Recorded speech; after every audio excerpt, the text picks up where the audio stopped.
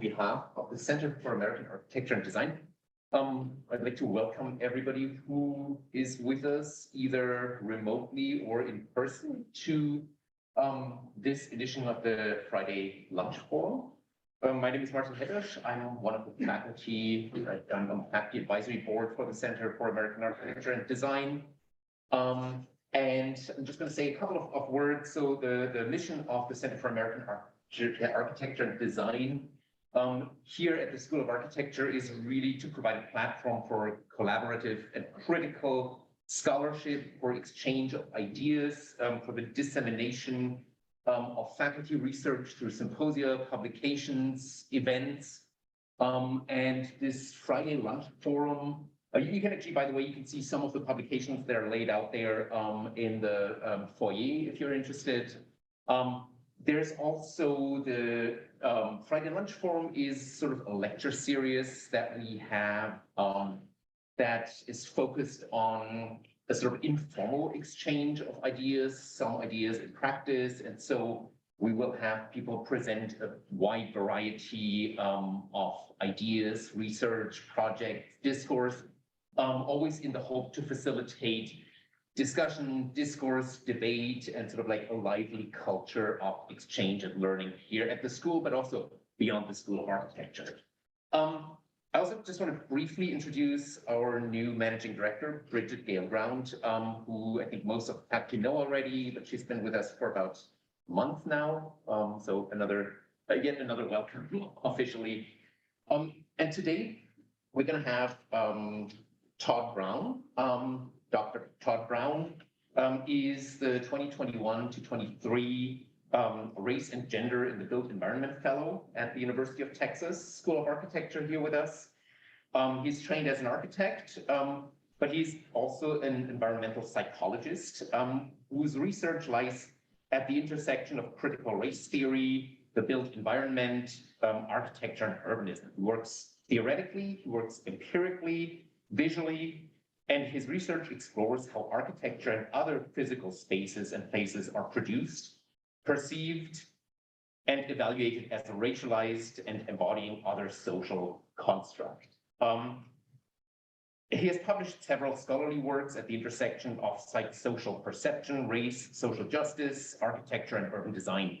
Dr. Brown has been a team member in several design competitions, including the Van Allen Institute's 2017 Justice in Design competition for healthier jail design, where his team, which was led by the architect Lisa Tsang, was a competition finalist. At the moment, Todd Brown is on a design team with Karen Kube, Ignacio Galan, and Neeraj Bhatia, and has been selected to present at Reset Towards the New Commons, which is a 2022 exhibition at the Center for Architecture in New York, which explores new dynamics for living in the context of senior-centered housing and community planning. Dr. Brown received his BA, MPH, and MArch from the University of Illinois at Chicago, and his MA, MPhil, and PhD from the City University of New York Graduate Center. So please welcome Todd Brown for his presentation today. Thank you so much, Martin, for that great introduction. And I'd like to thank the Center for Architecture, for American Architecture and Design for having me on today. And I'm hoping that this topic generates really interesting discussion amongst all the attendees, both in person and online. So I've been thinking about this concept of architecture and race, and how architecture might embody race for over 10 years at this point. And I've approached this topic via my research program in a variety of ways. And what I hope to do today is pretty much to walk the audience through kind of my thought process around this idea of architecture embodying race and other social qualities. And I'll start from kind of a historical and theoretical perspective and move into some of the empirical work that's been more quantitative and qualitative over the course of the year. So you're kind of getting to see a snapshot overall of not only my rationale and kind of thought processes around the topic, but also a bit of exposure to my research program with snippets here and there, but also some similar work that other scholars in this area are doing. So these images were actually used as the promotional images for my flyer for this presentation. I like this series of images because for me, they, in a nutshell, kind of encapsulate how I view architecture as embodying race. So what we see, the image to the far left is Le Corbusier's 1930 proposal for the Casbah, which is the downtown of a city center in Algiers. This is an example of French colonial planning. The center image, which is the segregated public water fountain during the Jim Crow era in the American South, where you literally have spaces labeled according to race, right? And you see to the far right an image of a building that was constructed in 2019 in Brooklyn, New York, as a product of gentrification. And what I hope to kind of demonstrate by the end of this presentation is how all of these, both spatially, functionally, performatively, they essentially operate in the same manner. And I think that the most kind of salient example is that center image, which is kind of my quintessential depiction of racialized space. I want to show how proposals like Le Corbusier's, as well as present-day gentrification, in my opinion, they operate in the same way as racialized distinct space in both their form and function. So there are some theoretical underpinnings to how I kind of arrived at these ideas. The idea of racialized space really, even though it wasn't denoted specifically as such, it originates with scholar and Harvard sociologist W.E.B. Du Bois, right? So in around the turn of the 20th century, he proposed this color line theory, this idea that physical space becomes a socio and physical construct and a method of segregation. And he noticed these disparities when he was doing a lot of research in Philadelphia and a lot of northeastern cities, looking at this kind of the environment and status of recently freed Black slaves as they migrated toward the north and northeast after the emancipation, and noticing that there were very different qualities of life in their residential and spatial and environmental conditions compared to their white counterparts. So this color line theory really starts to lay the foundation for understanding space itself as a broader term as being racialized. And then we have the British geographer, Susan Smith, who, coming from the University of Cambridge, who in 93, about 90 years after Du Bois, actually develops the theory of racialized space and starts to define it as a term, right? And Susan Smith talks about racialized space primarily as being she's looking specifically in residential locations, but this idea of any space is associated with a certain type of group based on their ethnicity and the variety of stereotypes, assumptions, and biases that one might have with that ethnic group. When they associate them with the physical space, that space becomes racialized to some extent, because we're essentially ascribing the quality of people that we associate with space to those physical environments. So there's some major points when I talk about racialized space or racialized architecture in general that I want to kind of really elucidate. Point number one is that racialized space is not limited to the scale of cities, because most of the research up until this point has really talked about racialized space in terms of racialized cities, neighborhoods, communities. And I want to really, with this presentation, with my research in general, I bring this down to the scale of architecture, even an individual building, even a portion of an individual building, which we'll see in a moment.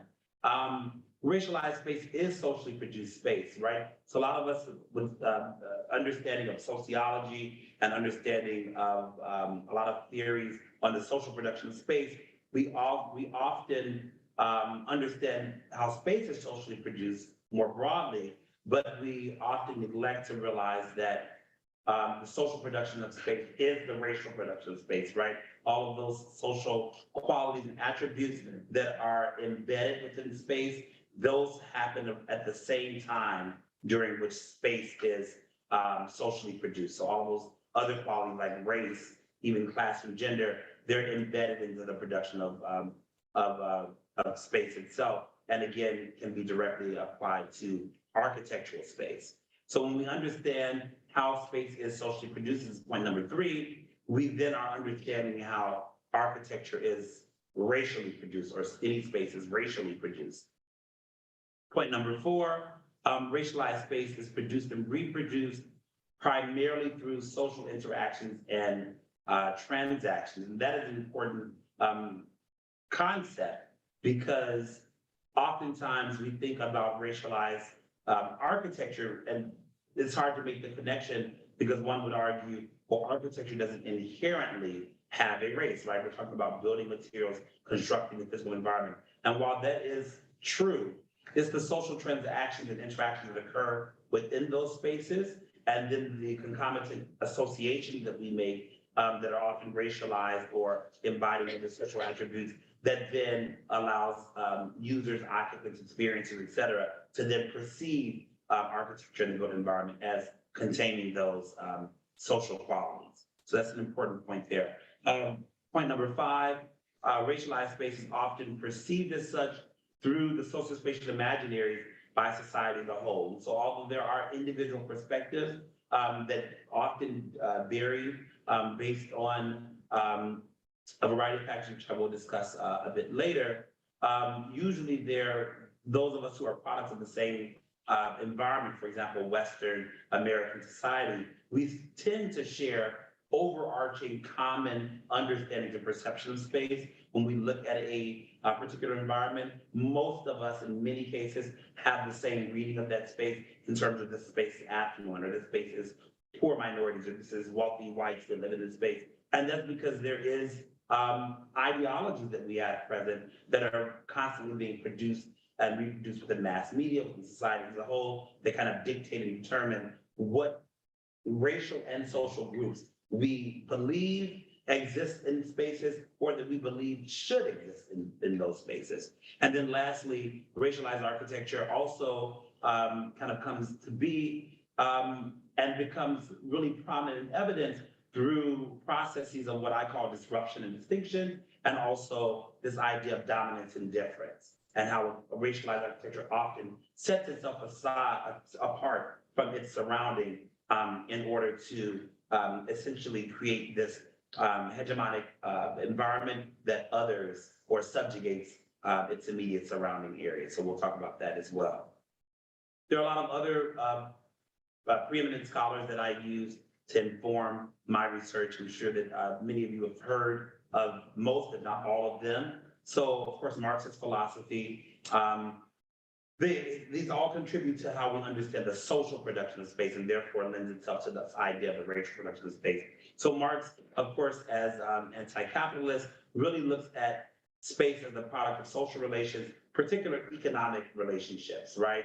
He looks at space in terms of how it contributes to capital accumulation for those who are empowered, those who are wealthy. And so that's how space is used, especially urban spaces, in terms of Marx's point of view. Lefebvre really looks at space as a product of social forces like politics, technology, culture, class, and gender. All these social forces are very critical in the production of space and the day-to-day kind of experience of space. Foucault looks at space as an apparatus of power primarily, right? He understands that those who occupy or inhabit or control certain types of spaces, essentially it's based on their own personal rankings and roles within society. And then lastly, Bourdieu looks at this concept of identity and space is as an operant to inform consciousness and practice in society. And so for Bourdieu, identity is a central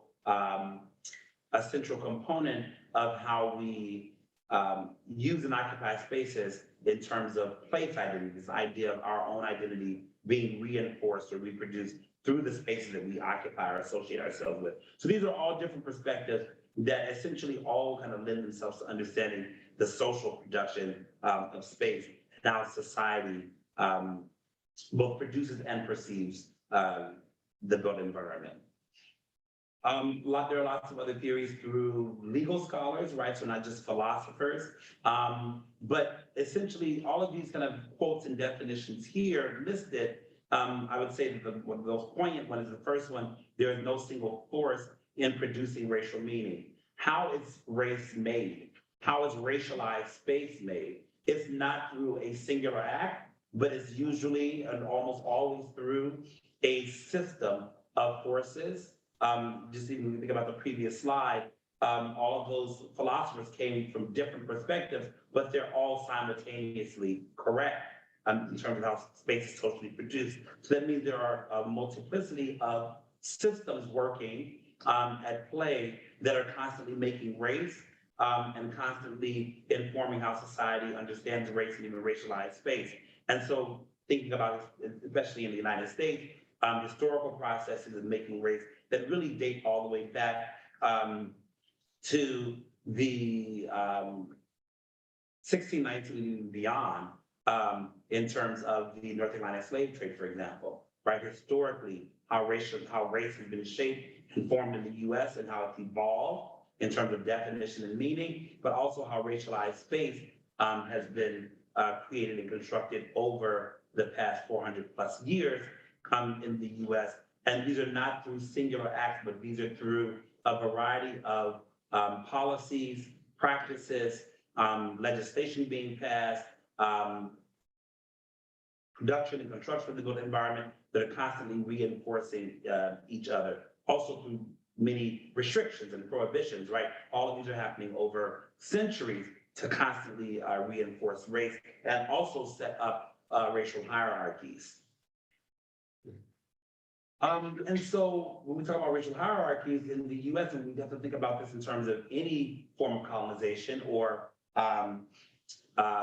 especially European colonialism and imperialization, of which the United States is also a product, whiteness has always been historically idealized in Western culture, right? So who sits atop of the hierarchy and what spaces are most valued and deemed important, those would be spaces associated with those who have always been legally or socially perceived as white within the United States or within Western society.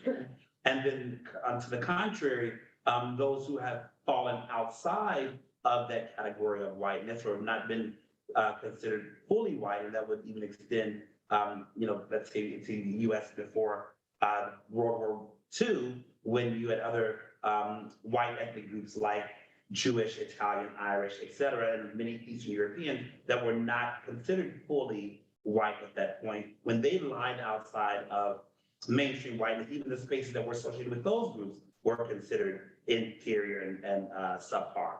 So any group that is not considered white space is not considered privileged, or privileged moral geography, right? This is what most geographers and anthropologists kind of really understand about the construction of whiteness and white space, right? It's a privileged moral geography, and everything else is kind of dangerous and perverted with diminished exchange value.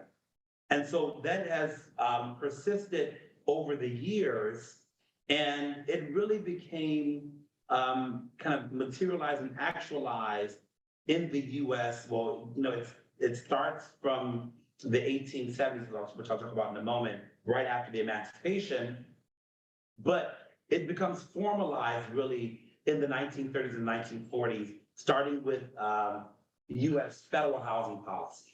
Federal housing policy, the FHA, is formed in the 1930s, which starts to give federal subsidies to American citizens to increase home ownership, to stimulate the economy, right? This is happening directly after the Great Depression, but this is also happening right before World War II. So then there becomes this housing shortage after the war where new housing needs to be built. And there are lots of other policies, not only the passing of the Federal Housing Administration, but the GI Bill, for example, in 1944, as well as the National Highway Act of 1954. All of these are federal legislation that essentially contribute to the development of the suburbs. What we're looking here is a suburban subdivision right outside of Los Angeles, circa the 1940s. And as these new suburban subdivisions start to emerge, who has access to them, right? only individuals that are white. And those who have access to the GI Bill, which the GI Bill in and of itself ends up being this bill that becomes almost exclusive and primarily given to white veterans, while Black veterans and some other minority groups are systematically denied access to these to the GI Bill via a variety of reasons. Usually it was false claims of dishonorable discharge that would automatically preclude them from having access to the financial benefits of the GI Bill. But those who were able to actually leave the Army with their benefits intact were still denied access to housing in subdivisions like this through a variety of policies, usually restrictive covenants. Redlining also starts to emerge in the 1930s as well, around with the time of the establishment of the Federal Housing Administration, right? And redlining was actually a government-led initiative in which appraisers and people within the real estate industry would start to rank and evaluate housing. And of course, the redlining would be around communities that are predominantly Black, being less valuable and ineligible for federally backed loans, and those loans that did occur within those areas of the red areas, where green, of course, and blue were predominantly white communities, or nearly exclusively white communities that were given the best ratings and therefore the best federally backed loans. But in the red areas that were minority groups, predominantly Black, these were areas where there were no loans given, and so and the loans that were given in those areas were often very predatory loans. And so this also plays a major role in the shaping of racialized space, because literally you can look at these maps and kind of determine which racial groups lived where and which racial groups had access to what communities and were excluded from others. So when we think about, particular policies, we can really that shaped or created racialized space, even going back from the 1870s with Jim Crow laws that were very explicit, right? We're thinking back to the image of the water fountain with the label of colored versus white. The Jim Crow laws were very explicit in terms of racial segregation, determining who could and could not occupy space, or even who could have not occupy spaces at different times for spaces that had to be shared, right? So for example, even with spaces like museums or public libraries, they would be spaces that had to be occupied by both Blacks and whites, but there would be like one day reserved for Blacks to access the museum or a theater that was kind of like Black Day, so that you even had like these temporal constraints on separating out, when certain racial groups could and could not interact. I talked about the redlining, but also with I mentioned earlier, also the GI Bill and this idea of development of the suburbs, and that was also made possible through the National Highway Act, which created 40,000 plus miles of infrastructure, which allowed people to escape the city and make their way out to these suburban subdivisions. But again, it was primarily whites that were given access, almost exclusively whites, that were given access to those suburban homes. And so that white flight development essentially turned city centers into urban ghettos associated with minorities. Because prior to that, even with the initial development of public housing in the US, most public housing was occupied, some rates estimate between 60 up to 80% of public housing was occupied by groups that we now consider whites. It wasn't until the white flight movement when they were, these white individuals were allowed to have access to suburban housing, they abandoned cities, and then you saw this conversion in the late 60s, early 70s, and the 80s of public housing being almost exclusively associated with Blacks and Latinos, and then being called urban ghettos, when just a few decades prior, they were predominantly populated with white individuals. And so then we have the restrictive covenants. Again, the restrictive covenants ensured that Blacks did not have access. Blacks and other groups, in some cases, there are also Eastern Europeans. Restrictive covenants 100% of the time targeted Black individuals, but depending on the suburban community that was being developed, in some cases, they also targeted Jewish individuals, Eastern Europeans, and a lot of other marginalized groups. Racial steering of course, which is a practice that's still, in many cases, de facto, even to this day, where you have realtors kind of steering certain families by race into certain communities, not showing them housing in other areas based on race, which again is a federally prohibited practice, but still happens. There's research that shows that it still happens in some census tracts with some realtors.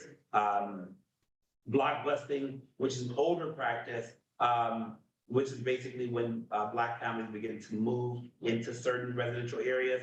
And then there was it created a sense of white fear where the remaining white families were kind of coaxed by realtors and developers to move out of those communities before their housing lost value, and they would give in and sell their housing at a loss, and then Blacks would then buy that housing with a markup. So then it is a changing communities from predominantly white communities to predominantly Black communities, while realtors profited.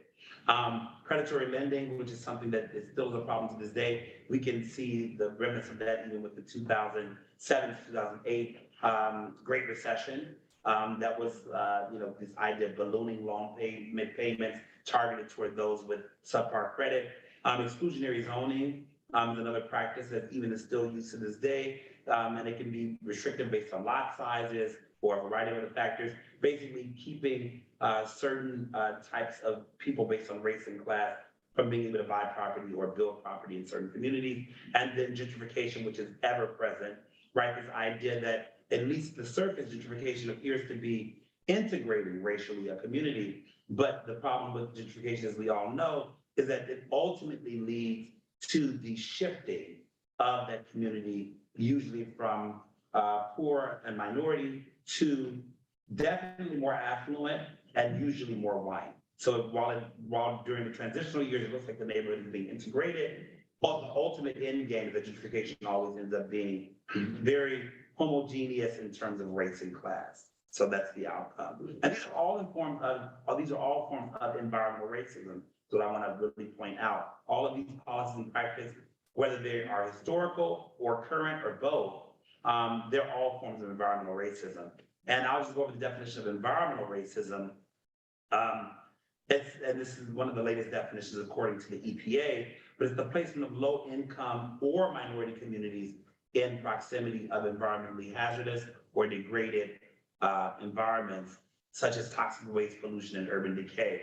And I think it's important that we note that the definition says the placement of low income or minority, because again, when I talked much earlier about this idea of who was included versus excluded into mainstream American whiteness, we think about those other ethnic white groups that were not considered fully white.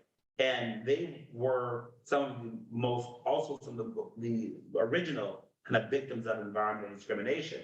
And it was them being able to kind of negotiate their kind of middle ground status in whiteness and collaborating with a lot of more affluent upper society, or let's say appealing from and getting sympathy from a lot of upper class Anglo-Saxon white female socialites who were the wives of very powerful men during the late 1800s, early 1900s, and being able to negotiate their kind of semi-white status to appeal sympathy from those individuals. And these women were essentially wealthy socialites who wanted to do social causes, and they rallied to kind of help those ethnic white groups who were dealing with environmental discrimination issues. And then ultimately it spread into Black and Latino communities as well. But that's why when we think about the definition of environmental racism, it also includes poor whites, who were some of the original victims of environmental racism.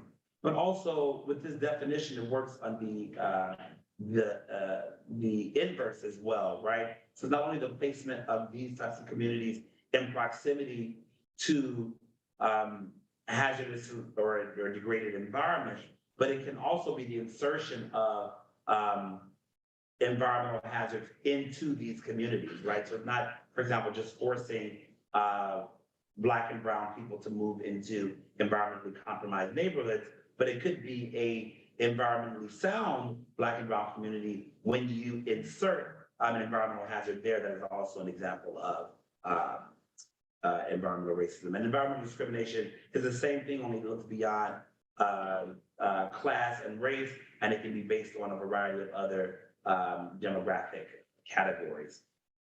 So when we think about environmental racism, how do we then understand the role of architecture, right? Because at the end of the day, I am very interested in architecture and its role here within these systems. So there are a lot of fields like urban studies, environmental psychology, sociology, geography, urban planning, and they really look at this idea of environmental racism and environmental justice issues, usually pertaining to human health outcomes. And I also come from the field of public health, so I understand the aspect of kind of environmentally compromised environments and how that might impact human health, right, and quality. But what has been historically overlooked were environmentally degraded spaces or compromised environment that may not have been directly affecting physical health, right, of individuals and communities, but how does it affect their psychosocial well-being? And that's kind of where, even within the definition of environmental racism, this idea of urban decay.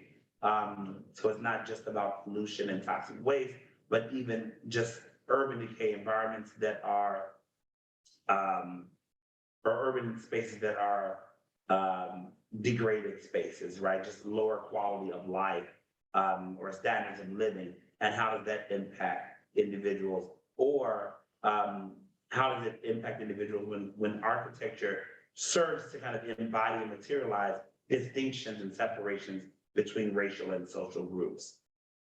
So I've kind of mentioned some of this momentarily, but I want to get into some more very specific examples of how architecture, over the last 400 to 500 years. So we're thinking really about European colonization all the way to present day gentrification, how architecture has created race-class disparities.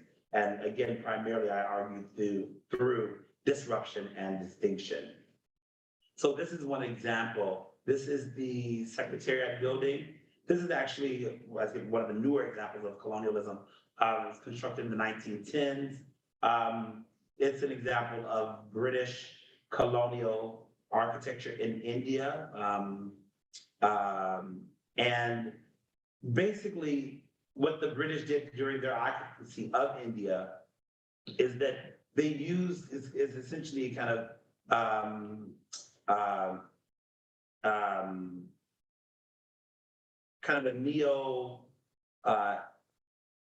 neoclassical yet Indian inspired, right, type of architecture that borrowed from those motifs of local culture, but was meant to symbolize British dominance and power throughout the power and dominance of the British Empire, throughout India.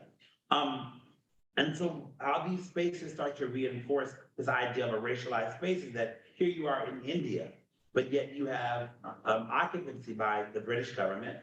You have these massive government buildings being built, which, yes, in some ways they do pay homage to traditional or native vernacular Indian aesthetics, yet they are clearly British overall in their construction.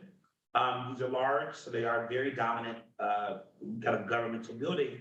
But then in terms of occupancy, who actually occupies and uses them, right? So during the British occupation of India, essentially everyone who used this building were white British individuals. Local or native Indian individuals could only even come onto the grounds if they were workers or servants, right? So we're talking about a space that's being racialized, not only through this kind of architectural expression representing the British Empire, predominantly classical architectural form, but in terms of its function, the social interactions that are occurring in the space is that you can only enter this space if you are white and presumably really only male. And if you were not white and male, and you were a local Indian individual, you enter the ground as a server or a groundskeeper or a servant. So it starts to delineate social hierarchy and racial hierarchy through the usage and occupation of the space. And then that takes me back to Le Corbusier's plan, which in my opinion operates in a very similar way. Le Corbusier was a Swiss-born, yet French citizen architect. He actually had dual citizenship, so he was Swiss and French. But his proposal was kind of now this was not realized. This is a model, a rendering of the model. But his proposal was essentially to celebrate 100 years of French occupation of Algeria. So this is kind of the epitome of French colonial architecture. Interestingly, what Le Corbusier proposed was the construction of these residential towers here and these work or office spaces here connected by this major bridge. So essentially, and then there's this major highway infrastructure, which again goes, I mean, this kind of very curvy form here. That's a completely different topic, but it goes to his kind of exotification and fetishization of Algerian women. That's a separate topic. But this idea that French nationals would be the primary users of these two spaces, and they would literally walk over the heads of local Algerians, right? The local African population that lived there. So this was also meant to represent French dominance, and spatially it reflects that by literally placing white French nationals above the heads of local African Algerian populations. Not to mention that this kind of this very ethereal infrastructure that cuts through also kind of desecrates many of the kind of cultural and religious institutions that were present in the cosmos at the time. So basically, this was not built, but it's again an example of the type of race and class superior or hegemonic relationship being manifested materially. And again, we see the segregated water fountains, which for me are kind of the most poignant examples, because again, they literally label, you know, the water fountain that's colored versus the water fountain that's white. But we can also see very different spatial qualities and amenities, even though they're directly adjacent to each other, right? We can see that this water fountain is far more superior for a variety of reasons, and even in terms of where water is dispensed in this fountain versus this fountain. The fact that this fountain has a cooling system, you can see that it's plugged in. The water would be coming out of here is very tepid. And also the water coming out of here would actually come through the backwash, as opposed to water coming out of here would come directly from the spout down. So lots of distinctions in these two type of spaces, even though they're very adjacent to each other. And for me, you get to some of the other images, it kind of really reminds me of the kind of architectural manifestation of gentrification when we see new buildings being constructed directly next to older buildings, and they really set themselves apart as something that is very superior and dominant in relation to its surroundings. So you can always think back to the water fountain example. This is an African South African township of Nyongo. And basically, if you're familiar with the African apartheid system, which worked very similarly to Jim Crow in the American South, Blacks and coloreds in South Africa were not allowed to live in the city center, and they had to be out of the city center usually by sundown. They were relegated to the outskirts of the city, into these townships. But in these townships, just like with the favelas of Brazil, for example, within these townships, they had to make a place to live. So their placemaking practices really involved them using scrap materials like corrugated metal, random pieces of wood, etc., to create these type of shanty homes.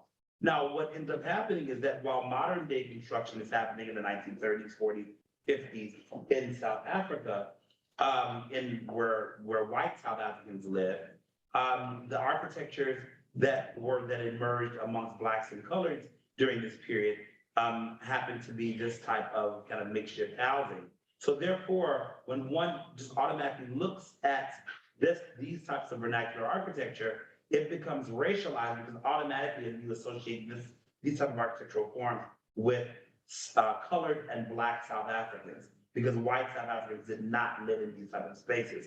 This is another way in which, there becomes an automatic association of race with architecture and built form when you kind of relegate certain racial groups to only being able to inhabit and occupy certain countries or even produce certain types of architecture. Therefore, any architecture during that period that would have been glass, brick, steel would have automatically been associated with whiteness, because those are the only individuals in South Africa that were allowed to inhabit those types of housing.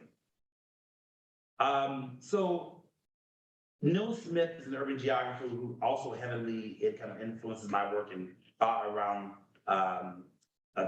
these topics.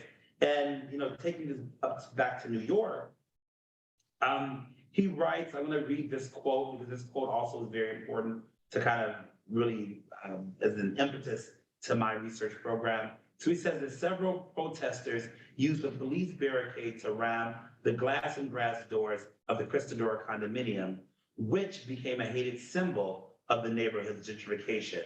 Right, and this is in his book, Revanche City, chapter 2, which talks about the Lower East Side as well, Wild West. What he's referring to is these are the Christadora condominiums. This is the Lower East Side, Tompkins Square Park, riot in 1980, late 1988 to be exact. And basically, as gentrification was just starting to surge in the Lower East Side of Manhattan, many homeless individuals who had relied on Tompkins Square Park for shelter were now being displaced as these once abandoned buildings, which this is one, now becomes multi-million-dollar condominiums back in the 80s. But what I thought was very interesting is that Neil Smith's observation as an urban geographer was that the rioters, the people who were fighting for essentially their home, which is the public park, they used the police barricades. These are the glass and brass doors. It's not seeing them clearly here. But this idea that an architectural feature like a door, right, can become a symbol of gentrification, can embody a socio-spatial process, and that it can become a hated symbol. So I really became interested in that topic. How is architecture embodying or becoming a symbol of a social movement or a social contract, et cetera? And so then I, even reading further into Smith, kind of realized that how he kind of postulated gentrification, he looked at it and I, to this day, look at it in the same way, that gentrification is both a geopolitical process of spatial and economic encroachment, but it's also a psychosocial process of hegemony and othering. So, these have to work simultaneously in order for gentrification to be successful. And by successful, I'm not saying it's a good thing, because I never honestly ever believe that gentrification is a good thing, but a successful in marginalizing and displacing groups of people. So to that end, it's only successful to do that when it becomes a geopolitical process of spatial and economic encroachment, and it's accompanied by the psychosocial process of hegemony and othering. And so Neil Smith really highlights in his work how the kind of, especially in the late 70s, early 80s, ideology of the average gentrifier was that of the urban pioneer, coming in to conquer this savage urban landscape and urban terrain and bring civility and opportunity. So it's kind of the same as the homesteader mentality during the Western expansion, when Native Americans were kind of purged throughout the United States. And so that process kind of carries on and was more explicit really in the 80s. Now, it's not as explicit in the, in this current decade, in these current years, primarily because there's a lot more political correctness. But I would argue that in many cases, subconsciously, that same thought or rationale that these communities that are undergoing gentrification are savage and need to be tamed, right, by this more civilized population, that's still the underlying tone. So there's lots of implications around race and class in the process of gentrification.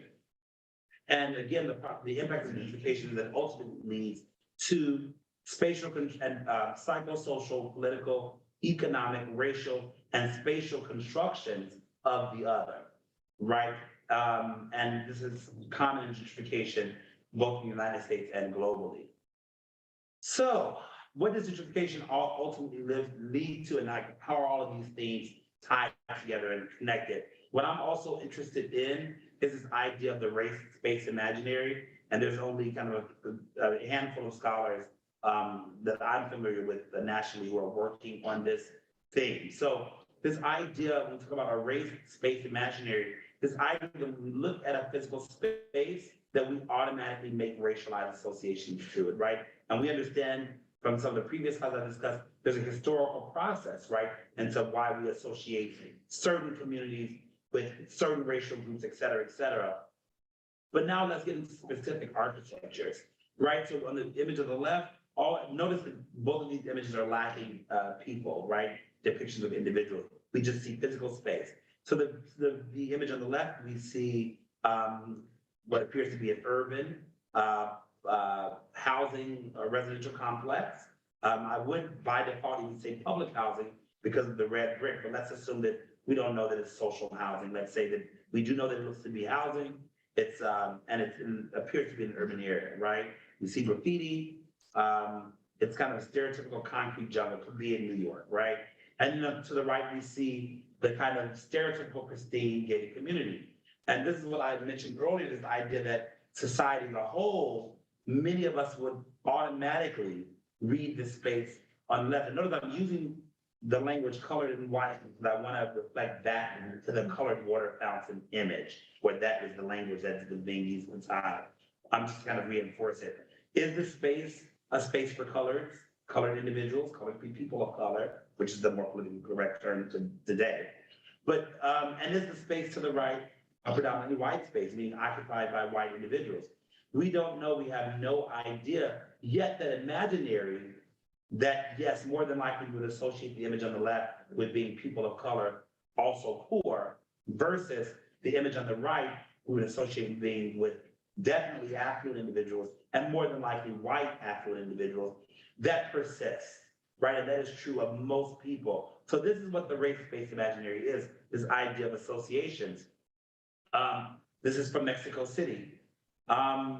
We don't know who lives in these two adjacent buildings. Again, thinking about the water fountains, right?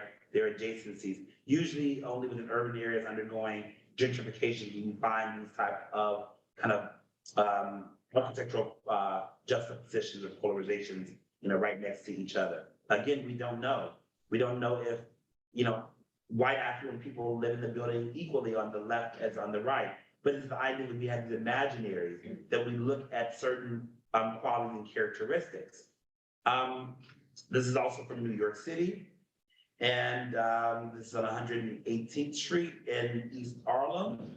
And these buildings are directly across from each other. So they face each other.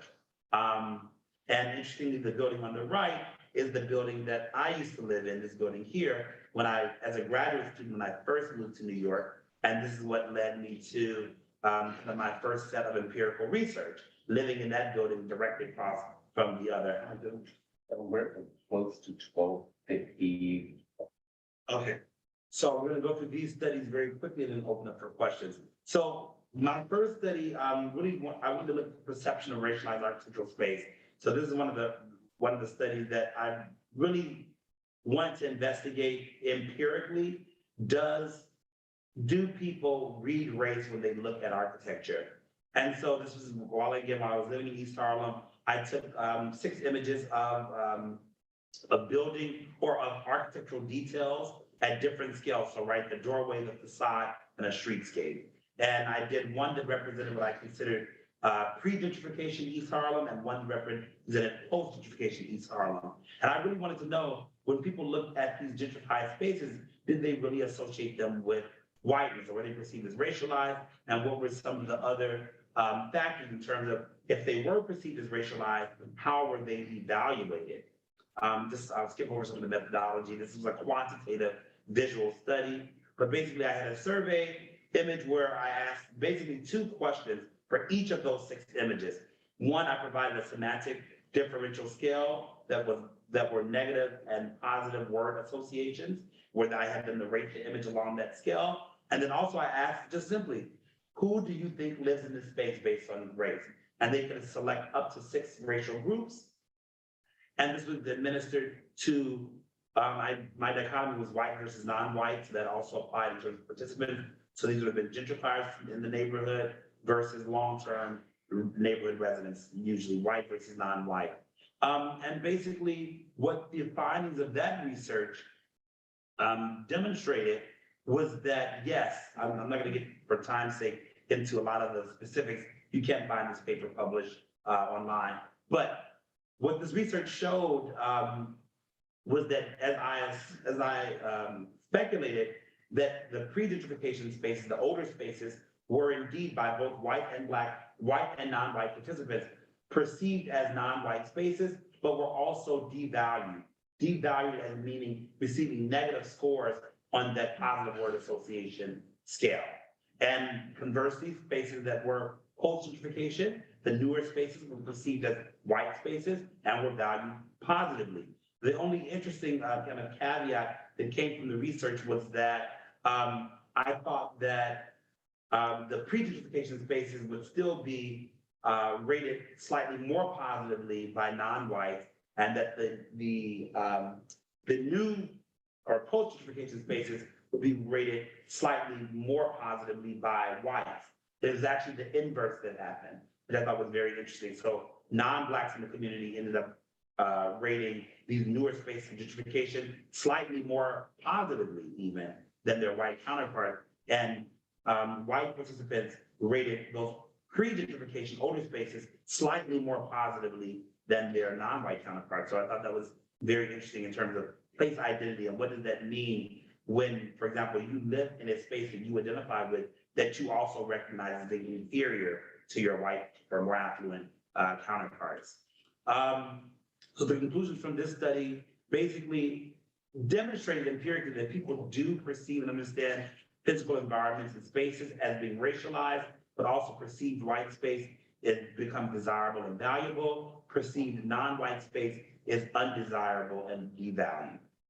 Then study number 2 actually comes from social psychologists out of Stanford. Study they produced called Polluting Black Space.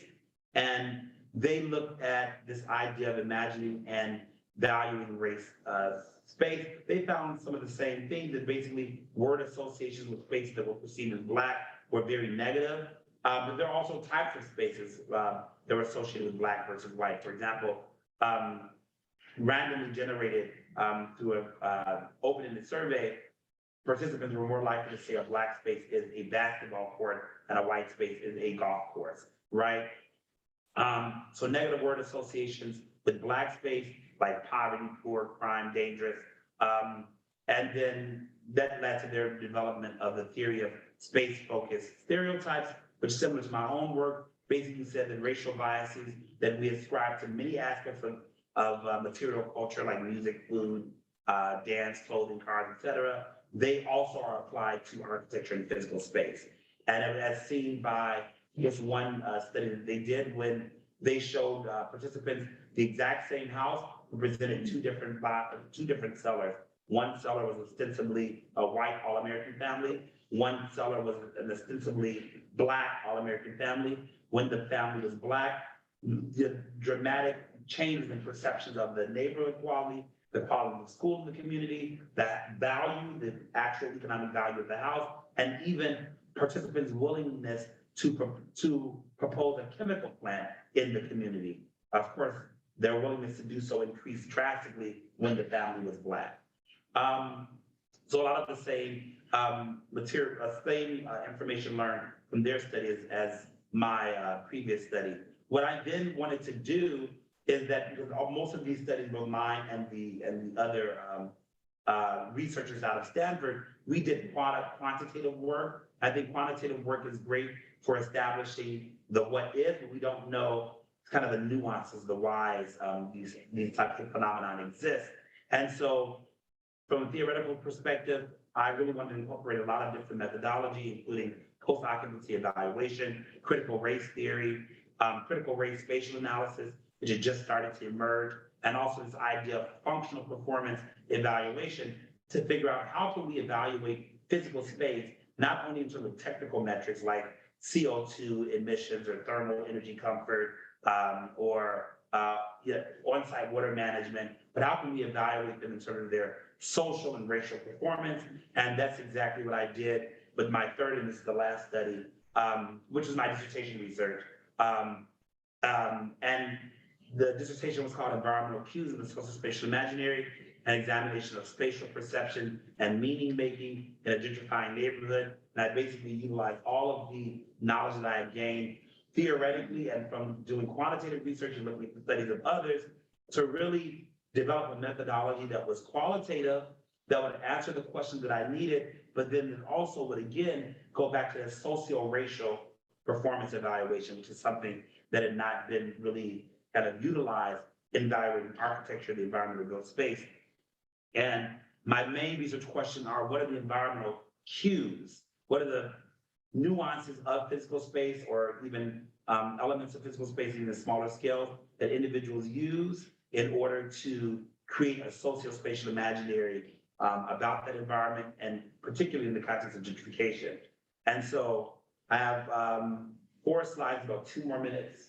But I want you to kind of see some of the participants that I recruited. I'm not going to get into all of the methodology of the study. What you're seeing at the top are kind of demographics of the person that responded to this. This is one of the environmental cues that was identified along the walking interview. And this is also in Harlem. This is the Schomburg Center, which is actually part of the New York City Public Library, and the full name is Schomburg Center for Research in Black Culture. So it's the only library in New York, public library, dedicated to researching Black culture. These were some of the imaginaries that participants had on this space. I mean, I think they both do something similar for me. Oh, I mean, the fact that they're, a digital screen and glass, like if you ride by this thing or walk by this thing at night and like the lights pouring out of the glass windows and such. I mean, I really appreciate that it's these institutions and like a hospital that are doing that. I feel like on 125, when it's like all the commercial stuff, it really drives me crazy. right.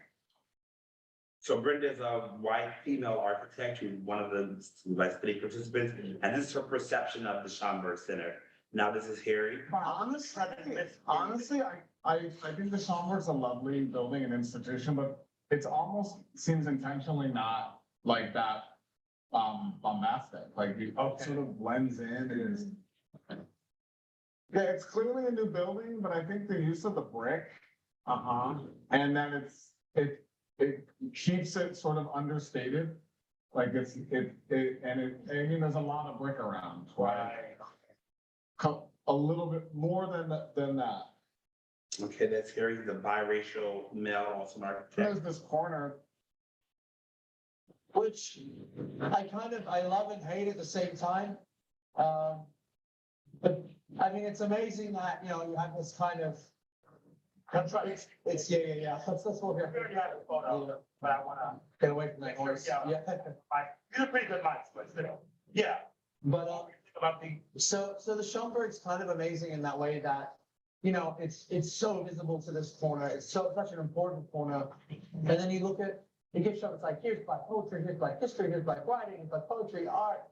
And it's all to the street, but the kind of people that I see going in there are white tourists. This is where tourist groups meet to go into our home. Right. Which seems like a shame. I mean, it's an important cultural institution.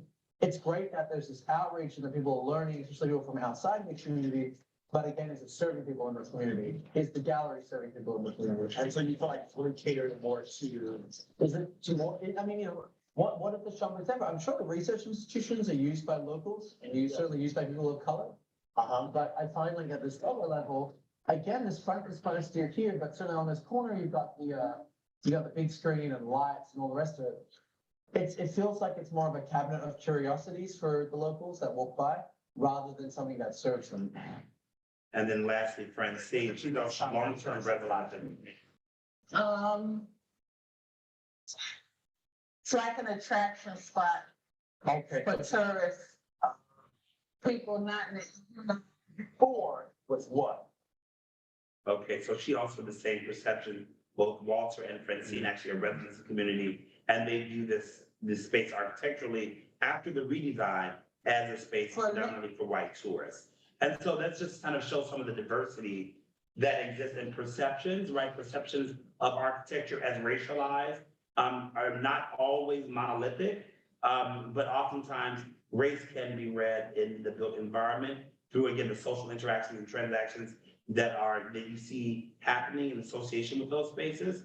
But also it can be based on a variety of other factors. So there's another, entirely separate presentation of research that I have on the dissertation, which hopefully I'll, share at a different point. But that ends the presentation here for today.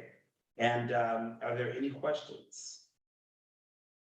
Yeah, thanks, Todd. We're kind of a couple of minutes past time, but Yeah, no, we are. anyone like either online or in person to stay a bit longer. Yeah, for sure. Any questions? I'm here for as long as I need to. I didn't realize I went a bit over, but yeah, I'm here for as long as I need to.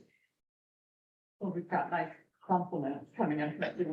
People haven't good, but Brian Moore was in church of Yeah, thank everyone who attended. More. Were there any questions that were posted in YouTube? I can see the YouTube. Not yet. Are there any in-person questions? Anyone here? Yes, Please, Alex, you want to start? yeah, so I have a few. But one's an easy one, I think, and I don't mean this to be a drop in the oil. Do you know the work of Bill Sullivan? Bill Sullivan, you have to refresh my memory. The name sounds familiar. Like environment research. Okay.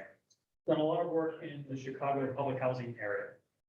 And the question comes from your slide on race, social imaginary, spatial imaginary, with the side-by-side gated community and the Yes. housing markets. And on the one hand, I could certainly see the interpretation, yes, it could be black public housing or housing Mhm. and white housing. But in the slide on the left, the part that I'm wondering about though, is the fact that the tree is bare branched. And if you had taken the photograph in the summer with the tree in the leaf, would that have changed the interpretation? Bill's work was looking at, do people have experience and exposure to natural things in their public housing? And if you have a little bit, their overall mental and physical well-being is higher. And so I think if I'd seen that tree, I wouldn't have been able to leap to the conclusion, black space. I didn't know if you had. No, that's a great thing, Alan. That's a great observation. So again, my dissertation research looked like very comprehensively at environmental cues. Right. And in many of the images, or I'll say in a few of the cases, this idea of foliage did emerge, right, in terms of how people read the environment. For example, seeing a tree-lined street automatically, for many people, will give you a reading of that space as either being more affluent, just automatically by seeing a tree-lined street. Even if it is a very poor Black and brown community, if you're unfamiliar with it, just the presence of trees in full bloom, that might, or at least it'll moderate your perception of it, because maybe there is trash in the ground or cracked sidewalks, but you'll still have an increased an improved perception of value of the neighborhood just by that. So that is true. You never know what individuals are actually looking at to read spaces until you ask, well, what are the environmental cues that are influencing, which is what I did extensively in my dissertation research.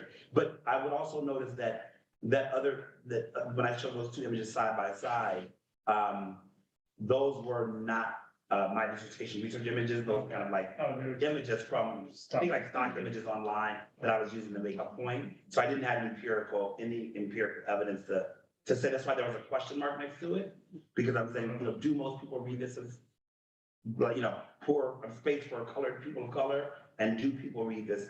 And again, with the imaginary, it's not about being right or wrong, it's that the imaginary exists. And that's what I'm interested in environmental psychology. But you're definitely right. Leaves could make, a ton of difference in how that photo is perceived, for sure. Definitely.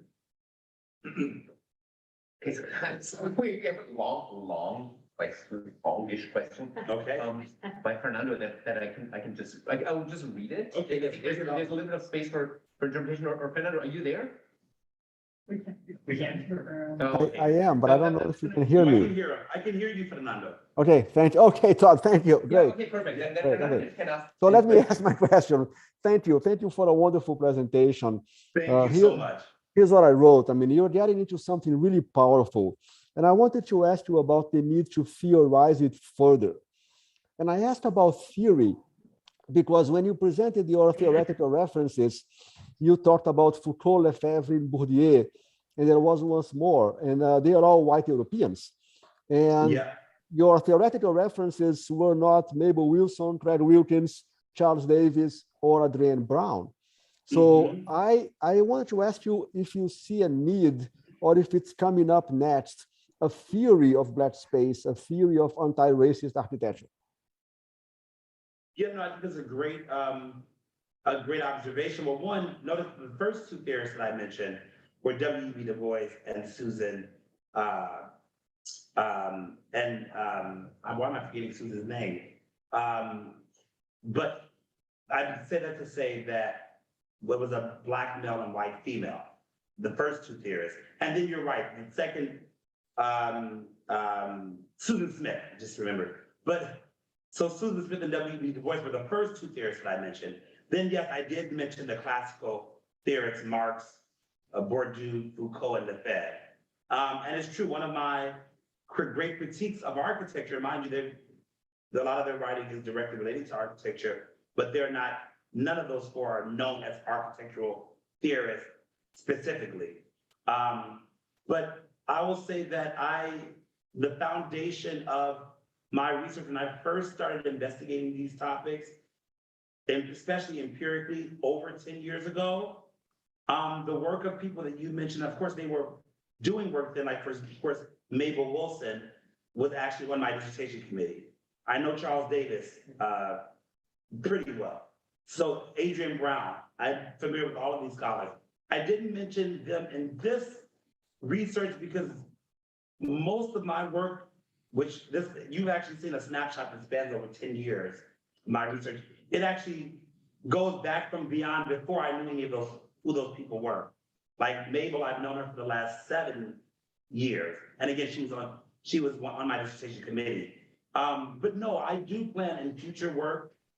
And as I really develop a theory around this topic, I definitely am reading all of those authors now. Again, 10 years ago, very few people were writing in the space that I'm working in, especially when we consider doing empirical work. You're right, that in theoretical side, I think that those brilliant scholars have been working for quite some time. But on the empirical end, even like, for example, the study that I showed you out of Stanford, those were, well, one was white female, but 2 of those females were Black females, Jennifer Eberhardt and Courtney Baum. Courtney Baum actually ended up being on my dissertation committee as well. I was happy to get her. But so those are 2 Black females. On the empirical side, and the theoretical side, when I first started this line of interrogation, there weren't that many people that I was familiar with. But you're right, as I include the body of work of more scholars of color and women, I do plan to incorporate them more. But again, I still use that slide with the classical white male European theorists, because honestly, 12, 13 years ago, those were kind of the major references I had to turn to. But that's a good observation, and I do plan on having more diverse. Thank you, Todd. It's not. I mean, now. it's not a critique. It's probably a nudge that we are all waiting for the Todd Brown theory of anti-racist space. So it's more like a nudge that we're waiting for you to write that. Thank you. But thank you so much, Fernando. That's a great question. More online or? Wait, I want to go again. Yes. Okay, Alan. Please. So it's maybe we'll classify the stickiness or recalcitrance of the public interpretation of places. And it goes back to the Schoenberg Center, because that's a Bond and Ryder building. So I would guess with, that they would have been aware of all of that Harlem is and what it means to make it for part of that community. Yet you still had visitors or neighborhood people who said, no, it's not for us. Right. So there's a conundrum there. But if given the audience's perception, your interviewee's perception, is there anything or what could architects do to overcome the stickiness of the raced imaginary? Yeah, so you said Bond and Ryder, I believe. Yeah. So as the original architects, Yeah, I think that in terms of, from what I've been hearing from long-term residents, in terms of how the Schomburg Center originally functioned, because this building is over 100 years old at this point, it actually worked well. It was, the last redesign was actually done by Marble Fairbanks. That's the architecture firm out of New York that did the redesign that we see now with the titanium facade and all of that. so that was not a Bond Rider 2. No, that was, and it's been, they've had different firms over the years to come in and do redesign. This latest redesign is what seems to be the most off-putting. So, I mean, what I would imagine, I know that I always say this, and I know that in terms of feasibility, it doesn't always work, but I'm a huge component of participatory design, Alan. And so I would say that I would imagine that there were not community board meetings or participatory design charrettes or anything like that with the community. I feel, again, I cannot guarantee that didn't happen, but I would imagine that Marble Fairbanks came in and said, hey, this was back in 2010, I think, was when they did the last redesign. Hey, you know, this building just looks very institutional because it's solid, solid brick. And we need to put a curtain wall here, and we need to put this metal display and make it look cool. And I think that's, I'm working on a paper right now about esotericism and perception in architecture. And architects, we're trained to look at space in a very specific way that often the general public does not. And I think that in their head, the architects, this is going to be something super cool, but maybe members of the community love that institutional brick feel. Maybe this is what they were used to for 30 or 40 years, and they didn't want all of this glass, facade and digital screens, and now the carefully curated bookstore there, because now it's attracting white tourists. That's one of the major stops in Harlem. So I would imagine that maybe what they could have done was really, as you were kind of alluding to, consult with the community, have some design charrette. And again, not to say that they did not, because maybe they got the wrong handful of people that were really progressive and totally for it, and the majority of the community hated it. That could be it as well, but I honestly have a feeling, I didn't research their process, I have a feeling that they just kind of came in saying that, okay, we understand this is Harlem, and we're gonna go ahead and do something that we think is gonna beautify this corner and not make it so bland, and it just backfired. And that also usually happens without community input, because many people in the community that I was, I'm not from the community, I was living there at the time. I thought it was a cool building, but I never went in myself. Interestingly, even while I was in my doctoral program, never went in for research, but most people in the community, I feel they don't really go and use the building. They're either outside researchers looking for archives in Harlem, or they're white tourists, and that's the major stop. But that's the only thing I can surmise about why it's not as successful as Marble Fairbanks had intended. I can just follow up on that, because I think it's a really interesting question as somebody who's involved in design, trying to make good design as an architect. And I think there's sort of like, you gave sort of one possible answer to that, like with more community involvement, that it could have led to sort of possibly more successful solutions.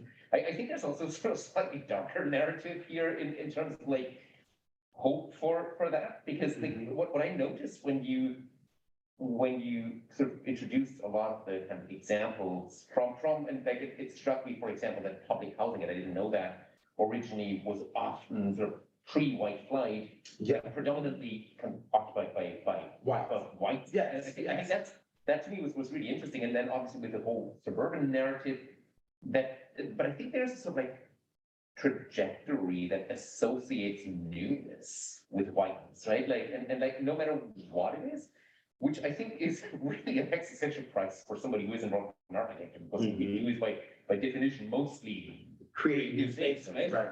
And so I I think, I just want to sort of like throw that in there, problematize that, because I can't imagine a scenario in which you can have the best possible participatory process. And the thing will still not be successful because it's newness that is associated with that white exclusivity. I'm just curious if you have any Yeah. thoughts on that. Yeah, I mean, that also came up extensively in my research when walking through, I did it specifically in the context of gentrification, because I wanted to understand how people were reading these kind of very contrasting, polarized spaces that were yet, juxtaposed or in the same vicinity. And like literally, verbally, many participants, especially the long-term residents in Harlem, and this is in related to study number 3, my dissertation research, they would often say, oh, this is too fancy, this can't be for us. I think, white people are here. Or if something is new, it can't be for us. And that is because of, and even with, in Brooklyn back in 2015, there was a design competition held, sponsored by the New York City Department of Transportation, in conjunction with a nonprofit, I think youth organization in Brooklyn, where they actually got young Black teenagers to actually design the kiosks, design the artwork. They did the community board meetings. Some people came, they approved, they loved it. When they started putting up these stainless steel little kiosks that had maps of the community and pictures, other people who were completely unfamiliar with this design project, they said, no, this is now gentrification in my community. They were protesting these brand new kiosks because automatically for them, anything new meant gentrification was on the way. And unfortunately, that is an association that's automatic, I think, when we think about the history of urban communities, especially since the white flight movement that you mentioned, Martin, with since the 1950s or 60s, right? When urban communities have undergone neglect by municipal services like sanitation, police, et cetera, et cetera, et cetera. And so these Black and brown communities have basically struggled for decades, and they realized that nothing new has ever come to those communities unless it was associated with gentrification. There was never really an effort to improve the community for those members. So now we have gentrification happening in the 80s, so around 40 years, where that association has become automatic. It's like a form of psychological conditioning, really. We're conditioned to think newness in the community means gentrification. It means if not white people are coming, definitely more affluent people are coming. And so I think the only way that association can be broken, the same way in classical Pavlovian conditioning, would be we probably need 40 more years of improving communities for those communities without any gentrification occurring, so that people can start to make those associations and say, okay, we've seen 40 years of, or even 20 or 30 years of poor Black and brown communities being improved, being reinvested in, and no gentrification occurred. No one's gotten displaced. The money has just gone to improving those communities. When we see hundreds of examples like that happening around the country, I think that eventually we can stop making that association. But we have over 30, 40, 50 years of kind of repeated systematic processes of gentrification that people understand, they know, they're aware, they see media, they see what's happening in their own communities. So newness, that automatic association is unfortunate. I feel like it's gonna persist for a while until we can break that kind of cycle. But yeah, that's a good observation. Thank you. Okay, any other questions? Then I would, unless Alan has another question or. Thank you so much, Alan, for your, I really enjoyed that. Then I really did. thank And you. everyone. Yeah, thank you. Thank you. And thanks to everyone who stayed there online on YouTube and on Zoom.